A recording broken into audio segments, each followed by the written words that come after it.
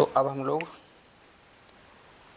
आगे बढ़ते हैं अवकल समीकरण चैप्टर के, जिसमें नेक्स्ट कड़ी है अवकल समीकरण का हल।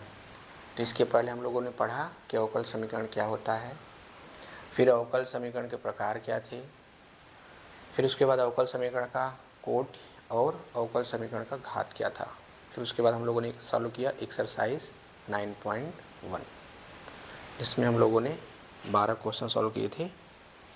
अब एक्सरसाइज 9.2 स्टार्ट करने से पहले हम लोग थोड़ा उसके पहले थ्योरेटिकल पार्ट करते हैं, जिसमें आपका आता है अवकल समीकरण का हल क्या है। तो जैसे हम लोग दो चरों वाला रैखिक समीकरण हल करते हैं या एक चरों वाला रैखिक समीकरण हल करते हैं, या फिर जैसे हम लोगों ने हल कर रखा था आव्यूह द्वारा समीकरणों का हल या सारणी द्वारा समीकरणों का हल, वैसे ही हम लोग यहाँ अवकल समीकरण का हल सीखेंगे। तो अवकल समीकरण हल क्या है? तो अवकल समीकरण का हल होने का मतलब क्या है कि उसके पूर्वक को ज्ञात करना, यानी जिससे ये अवकल समीकरण बना था उसको ज्ञात करना।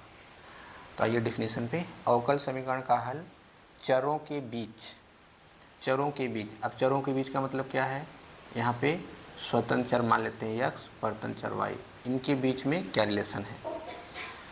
तो अवकल समीकरण का हल चरों के बीच ऐसा संबंध होता है जिसमें अवकल गुणांक सम्मिलित ना हो, यानी अवकल समीकरण को सॉल्व करेंगे तो उसमें dy/dx जैसे टर्म नहीं होंगे, तथा जो स्वयं व जिससे प्राप्त अवकलजों से समीकरण संतुष्ट होता है। अर्थात जो सलूशन आएगा x और y में को रिलेट करके, वह समीकरण उस अवकलज को संतुष्ट करेगा, यानी जो अवकल समीकरण था उसको संतुष्ट करेगा। फिर उसके बाद आता है आपका पूर्वक, प्रिमिटिव। पूर्वक को आप रिलेट कर सकते हैं पूर्वज से। जैसे अगर हर कोई अपना पूर्वज पता करे कि हमारे दादाजी कौन थे, फिर उनके पिताजी कौन थे ना, फिर उनके पिताजी कौन थे, यानी दादाजी के पिताजी, फिर उनके पिताजी, उनके पिताजी, इस तरीके से। तो वैसे यहाँ भी है, पूर्वक को हम लोग क्या बोलेंगे, प्रिमिटिव। और अगर दूसरा अगर नाम देखें तो इसका नाम क्या होता है ना, प्राचीन। अब प्राचीन का अगर अगला नाम देखें तो क्या होता है, पुराना।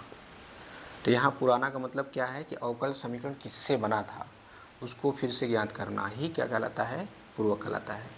तो अवकल समीकरण के ऐसे हल को जिसमें n आवश्यक स्वेच्छ अचर उपस्थित हो, उस समीकरण का पूर्वक कहलाता है। अब इसके बाद आता है आपका व्यापक हल। तो व्यापक हल अंग्रेजी में क्या बोलेंगे, जनरल सोल्यूशन। अब व्यापक का मतलब समझ रहे हो, बहुत बड़ा। अब इसका डिफिनेशन क्या है, अवकल समीकरण का पूर्वक उसका व्यापक हल कहलाता है। चलो अगर ये ना समझ में आए तो यहाँ एक दूसरा डिफिनेशन है, ऐसा हल जिसमें स्वेच्छ अचर उपस्थित हो अवकल समीकरण का व्यापक हल कहलाता है।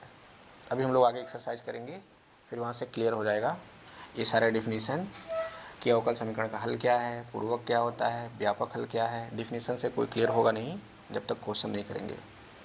तो ये आपको समझ में आ गया होगा। तो व्यापक हल में क्या होता है कि हम लोग जो अवकल समीकरण सॉल्व करेंगे तो उसमें x और y के अलावा कुछ और भी अचर आएंगे, जिसे हम लोग क्या नाम देंगे, स्वेच्छ अचर। अब विशेष हल क्या है, तो जो यहाँ पे स्वेच्छ अचर आए अवकल समीकरण को सॉल्व करने के बाद, अर्थात अवकल समीकरण का हल में जो स्वेच्छ अचर आते हैं उनको हम क्या करें, एक विशेष वैल्यू दे दें। तो जो हमको हल मिलेगा उसी को हम लोग क्या बोलेंगे, पर्टिकुलर सॉल्यूशन। यदि पूर्वक में स्वेच्छ अचरों को कोई विशेष मान दे दिया जाए तो अवकल समीकरण का प्राप्त हल विशेष हल कहलाता है। तो आई होप ये समझ में आ गया होगा आपको। तो अब हम लोग इसके बाद स्टार्ट करेंगे एक्सरसाइज 9.2। अच्छा, इसमें एक टॉपिक थोड़ा सा हम लोग और देख लेते हैं, जिसमें है कि कोई अवकल समीकरण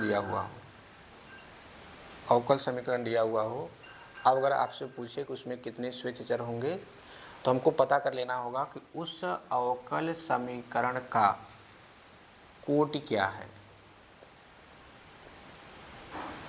उस अवकल समीकरण की उच्चतम कोटि जितनी होगी, उस अवकल समीकरण के हल में उतने ही स्वेच्छ अचर होंगे। अर्थात अवकल समीकरण का कोटि बराबर स्वेच्छ अचरों की संख्या। या फिर ऐसे भी कर सकते हैं, या क्वेश्चन ऐसे भी दे सकता है कि कोई समीकरण दे दिया हो और उसमें बहुत सारे स्वेच्छ अचर हों, तो वो सारे स्वेच्छ अचर काउंट कर लेंगे, तो जितने स्वेच्छ अचर होंगे उसको सॉल्व करने के बाद उतने कोटि का अवकल समीकरण हमको प्राप्त होगा। तो इस तरीके से हम लोगों ने अभी तक ये पढ़ा कि अवकल समीकरण का हल क्या है, फिर उसके बाद पूर्वक क्या होता है, फिर क्या व्यापक हल क्या है। तो व्यापक हल में क्या आता है कि उसमें स्वेच्छ अचर उपस्थित हों, तो क्या कहलाएगा, व्यापक हल। तो जो स्वेच्छ अचर उपस्थित हों अवकल समीकरण के हल में, उसका कोई स्पेशल वैल्यू दे दें, कोई स्पेशल वैल्यू दे दिया जाए, तो जो हल मिलेगा अवकल समीकरण का उसे हम लोग क्या बोलेंगे, विशेष हल। अंग्रेजी में क्या कहेंगे, पर्टिकुलर सॉल्यूशन। तो चलिए अब हम लोग नेक्स्ट डे स्टार्ट करेंगे प्रश्नावली 9.2। तो आज के लिए बस इतना ही, धन्यवाद।